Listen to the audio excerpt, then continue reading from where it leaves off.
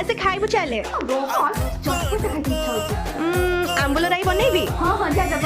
हौ done मो भौणीर फरमाइश रे चलंतु बनैबा चटपटा आंबुल राई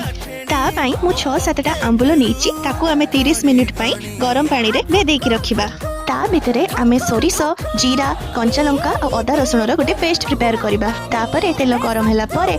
सोरिष भुसुंगा पत्र और बाटी रखिथिबा मसला को पकेकी 2टा सुखिला लंका स्वाद अनुसार लूण हळदी लंका गुंड पकेकी बेसी टाइम जे मसला को कसिबानी नले पिता लागिबो तापरे बस पानी पकेकी भेदेकी रखिथिबा आंबुल को पकेकी आपण चाहिले गुड़ भी नहीं पारिबे किंबा चीनी नहीं पारिबे जेहेतु हमर टिके गुड़ कम थिला तो से लागि मु 2टा मिसै कि नहीं आइथली हिहि